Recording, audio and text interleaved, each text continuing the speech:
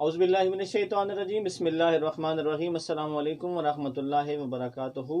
इस्लाम times के साथ मोहम्मद सकलैन हाजिर खिदमत हूँ। आज हमारे साथ तशरीफ़ फरमा है मरकज़ी सदर हैं पाकिस्तान आज़ादी कौंसिल के, साथ साथ जोनल मेंबर हैं रोहित नल कमेटी मुल्तान के। हमारी मुराद हैं जनाब अल्लामा सैयद मुजाहिद अब्बास क़िरज़ी साहब। अस्सलामु अलैकुम क़िबला, वालेकुम आपका बहुत अस्सलाम शुक्रिया, वरहमतुल्लाह। आपने कीमती टाइम माशाअल्लाह। दिया। इंशाल्लाह आज हम क़िरज़ी साहब से इस वक्त की जो मौजूदा मुल्क की सूरत हाल है उस पर बात करेंगे। ख़ास तौर पर इस वक्त जो तहरीक लब्बैक रसूलुल्लाह की जो सरबराह हैं अशरफ आसिफ जलाली, जो कि उसने गुस्ताखी की है सैयदा फ़ातिमा सलामुल्लाह अलैहा की शान में, उस पर और इस वक्त जो मुल्क की सूरत हाल है ये आज के हमारे मौजूद बहस होंगे। तो आगाज़ करेंगे किबला। इस वक्त जो एक सूरत हाल है कि एक शख्स ने जो कि गुस्ताखी की है और इससे पहले वो शख्स ईमान अबू तलब पे भी बात कर चुका है, गुस्ताखी कर चुका है, तो क्या इस वक्त रद्द अमल है, अवाम में क्या रद्द अमल है और इस वक्त अवाम की जो जज्बात हैं उनको आप किस तरह से देखते हैं? बिस्मिल्लाहिर्रहमानिर्रहीम। वतन अज़ीज़ पाकिस्तान, जिसका नाम इस्लामी जमहूरिया पाकिस्तान है, और यहाँ इस्लाम एक बालादस्त मज़हब है, और अशरफ आसिफ जलाली जैसे कई ऐसे नाहंजार मौजूद हैं कि जो मुख्तलिफ़ मज़ाहिब की मुक़द्दस तरीन शख्सियात की तौहीन करके मुल्क के अंदर फ़िरकावारियत को हवा देने की कोशिश में लगे रहते हैं। लेकिन अमन पसंद उलमा, मुदब्बिरीन, स्कॉलर्स और दानिश्वर हज़रात कोशिश करते हैं कि मामले को संजीदा अंदाज में लिया जाए। इन साहब ने पहले भी मुख्तलिफ़ शख्सियात के बारे में गुस्ताखी की है, और वतन अज़ीज़ पाकिस्तान का कानून इस हवाले से मौजूद है कि जो किसी भी मुक़द्दस शख्सियत जो इस्लाम से रिलेट हो और इस्लाम के अंदर उनका एक मुक़द्दस मकाम हो, उनकी शान में गुस्ताखी करे, तो उस हवाले से उन पर जो है 295 ए, बी और सी वो मुख्तलिफ़ कैटेगोरिकली उस पर जो है इम्प्लीमेंट होता है। अब जो अशरफ आसिफ जलाली ने तहरीक लब्बैक के प्लेटफार्म से ये गुस्ताखी की है, देखिए ये पहला इक़दाम नहीं है। हम समझते हैं कि कानून नाफिज करने वाले इदारों को पहले हरकत में आना चाहिए था, और वो पहले हरकत में आते और इसको अगर करार वाक़ई सज़ा मिल चुकी होती, जैसा कि हज़रत अबू तालिब अलैहिस्सलातु वस्सलाम की ज़ात बाबरकत के हवाले से ज़ुबान दराज़ी करना, और अब उस हस्ती के बारे में ज़बान दराज़ी करना कि जिसके बारे में अल्लाह के रसूल ने फ़रमाया फ़ातिमा तो बज़अतुम मिन्नी, फ़ातिमा मेरा टुकड़ा है, मेरे जिगर का टुकड़ा। इसका तर्जुमा ठीक नहीं है, यहाँ जिगर का लफ्ज़ नहीं इस्तेमाल हुआ, मेरा टुकड़ा है। यानी अल्लाह के रसूल फरमा रहे हैं, मैं अगर रसूल हूँ तो फ़ातिमा रिसालत का टुकड़ा, मैं नबी हूँ तो फ़ातिमा नबुव्वत का टुकड़ा, मैं ख़ातमुन नबिय्यीन हूँ तो मैं ख़त्म नबू यानी फ़ातिमा जो है वो ख़त्म नबुव्वत का टुकड़ा है। तो लिहाजा इस हवाले से ये तौहीन सिर्फ़ जनाब सैयदा की शान में नहीं हुई, और ये तौहीन जैसा कि मैंने अभी इस हदीस के हवाले से अर्ज़ किया, ये हदीस सही बुखारी में मौजूद है, और तमाम मकातिब फ़िक्र की जो मोतबर कुतुब हैं उनके अंदर मौजूद है।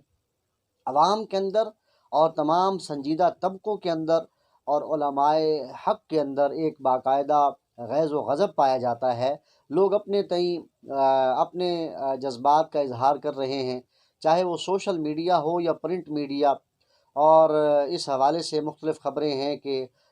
कोशिश की जा रही है कि मुख्तलिफ़ असम्बलियों में भी जो है वो बिल पेश करने की कोशिश की जा रही है और की जानी चाहिए। और मैं समझता हूँ कि देखें, जनाब सैयदा फ़ातिमतुज़ ज़हरा सलामुल्लाह अलैहा की ज़ात बाबरकत अगर पाकिस्तान जो इस्लामी मुल्क है, इस्लामी जमहूरिया पाकिस्तान है, यहाँ अगर उनकी ज़ात का तहफ़्फ़ुज़ हम नहीं कर सकते, उनकी नामूस का हम तहफ़्फ़ुज़ नहीं कर सकते, तो फिर किस नाम का इस्लामी जमहूरिया है? हमें इस हवाले से देखना होगा। और अगर इस जैसे नाहंजारों को, गुस्ताखों को छोड़ दिया जाए और कानून अपनी जो है हरकत में ना आए, कानून जो अपना रास्ता नहीं बनाएगा, तो फिर ज़ाहिर है कि जो जज्बाती लोग हैं या जज्बाती अवाम को रोकना उलमाए किराम के बस में नहीं होगा, संजीदा तबके के बस में नहीं होगा। तो हम ये बड़ी दर्दमंदाना अपील भी करते हैं और तवज्जो दिलाओ नोटिस भी लेते हैं, और ये कहते हैं हुक्मरानों से कि ऐसे लोगों को, बल्कि हम समझते हैं कि ऐसी जमातों को कलअदम करार दिया जाए कि जिनके प्लेटफार्म से एक बार नहीं, दो बार नहीं, मुसलसल अहले बैत की शान में गुस्ताखियाँ की जाएँ। और मैं इस हवाले से शर्म महसूस नहीं करता, बल्कि मैं ख़राज तहसीन पेश करता हूँ پاکستان کے دو علماء کرام جن کا تعلق مکتب اہل تشیع سے نہیں ہے، علامہ طاہر محمود اشرفی جن کا تعلق پاکستان علماء کونسل سے ہے، اور علامہ سید ضیاء اللہ شاہ بخاری جو امیر ہیں متحدہ جمعیت اہل حدیث کے، اور اسی طرح سے بریلوی مکتبہ فکر کے اور دیگر مفتی گلزار نعیمی صاحب اور دیگر جو معتبر علماء کرام ہیں، انہوں نے اس واقعہ کو نہ صرف قابل مذمت قرار دیا بلکہ پورا جو جمعہ کا خطبہ تھا وہ اس حوالے سے منسوب کیا گیا، اور ظاہر ہے کہ مکتب جعفریہ کے ماننے والے تمام جتنے بھی تنظیمیں تھیں اور جتنے بھی اس سے ریلیٹ لوگ تھے،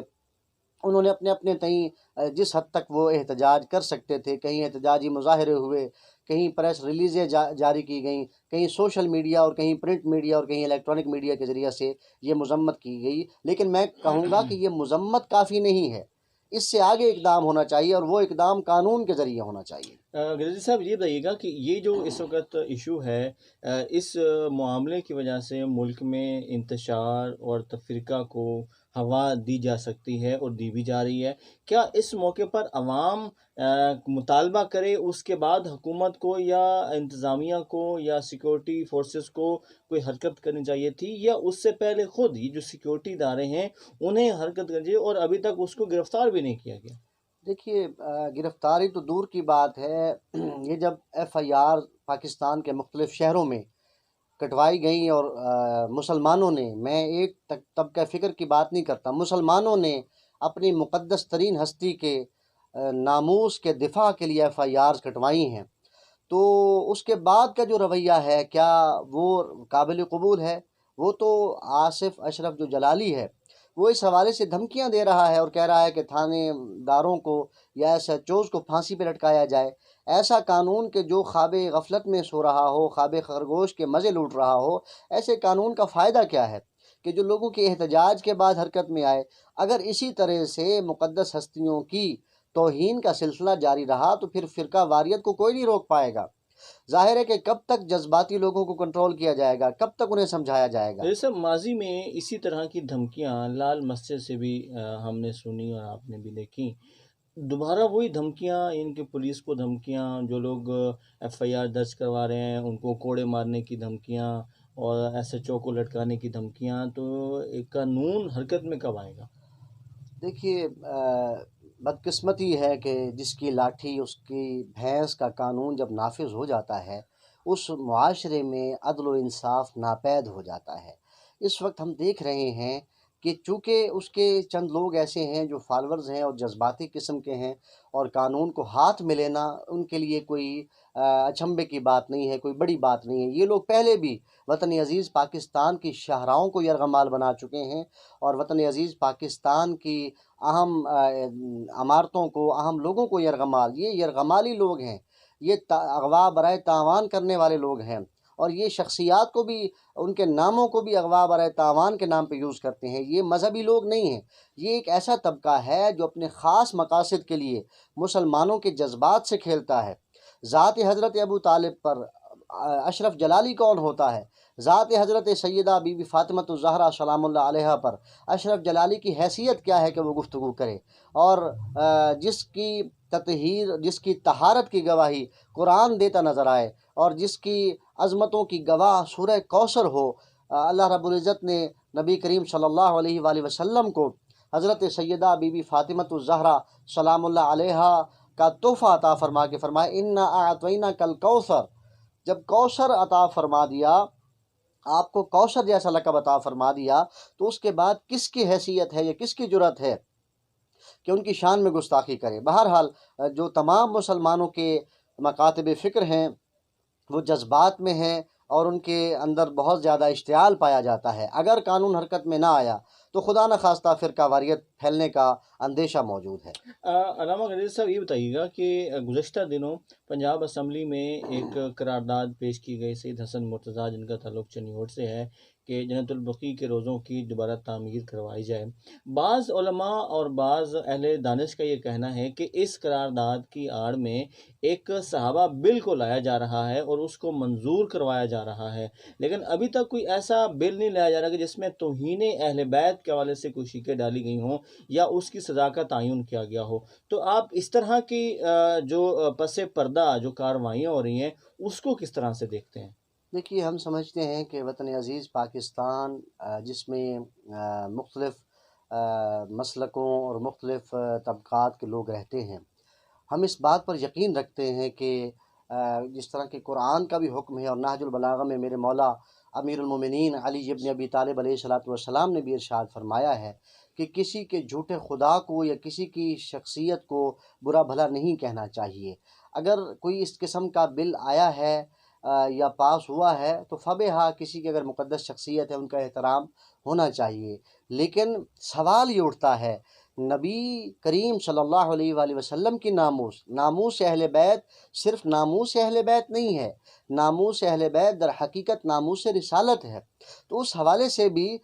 بل آنا چاہیے، اور ان کی شان میں جو گستاخی کرے اس حوالے سے وہی سزا ہونی چاہیے کہ جو سزا توہین رسالت کی ہونی چاہیے، بلکہ اس سے بھی کہیں زیادہ ہونی چاہیے۔ کیوں؟ اس لیے کہ توہین اہل بیت کرنے والا در حقیقت توہین رسالت کر رہا ہوتا جیسے ہے۔ ہم نے دیکھا کہ ماضی میں چاہے عبدالستار جمالی کے نام سے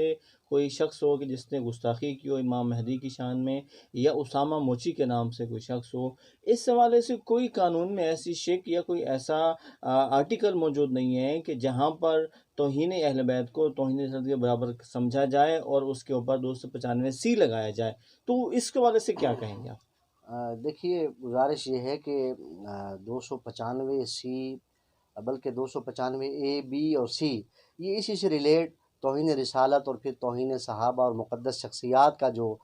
توہین کا بل ہے، یہ آرٹیکل ہے، یہ اس حوالے سے اس سے ریلیٹ کرتا ہے۔ لیکن جہاں تک بات یہ ہے کہ کچھ خاص شخصیات جیسا کہ امام مہدی اجل اللہ تعالی فرجہ شریف، وہ ایسی ذات ہیں کہ وہ کسی ایک مکتبہ فکر کے امام نہیں، بلکہ پوری دنیا اپنے اپنے عقیدے کے مطابق ان کی آمد کے منتظر ہیں، اور وہ ایسی ہستی ہیں کہ جن کا ذکر تمام معتبر کتابوں کے اندر موجود ہے۔ تو اس حوالے سے میں سمجھتا ہوں کہ ہمارے حکمرانوں کو اور اسمبلی میں موجود ممبران کو غور و فکر کرنا چاہیے کہ ایک تو یہ ہے کہ ہمیں توہین صحابہ بل آیا، ٹھیک ہے، کسی کے مقدس کوئی ہستی ہے اس کی ہم توہین کرنے کا سوچ بھی نہیں سکتے۔ اسی طرح سے توہین اہل بیت کے حوالے سے بھی بات ہونی چاہیے، کیوں؟ اس لیے کہ اہل بیت ناموس رسالت ہیں، اور امام مہدی اجل اللہ تعالی فرجہ شریف، آپ اولاد رسول ہیں، آپ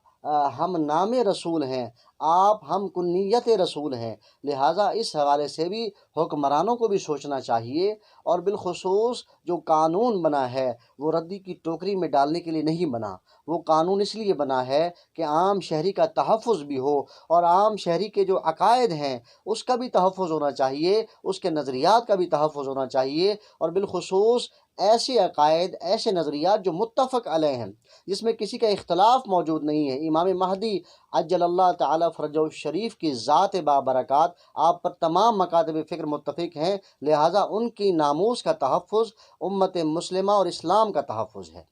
صاحب آپ کا بہت شکریہ۔ ناظرین، آج کا ہمارا موضوع مختلف جو اس وقت ایشوز تھے ہمارے ملک پاکستان میں، خاص طور پر جو گستاخ سیدہ فاطمہ السلام علیہ ہے، اس والے سے بات کی۔ آپ سے ملاقات ہوگی اگلے پروگرام میں، اجازت دیجیے گا، اللہ حافظ۔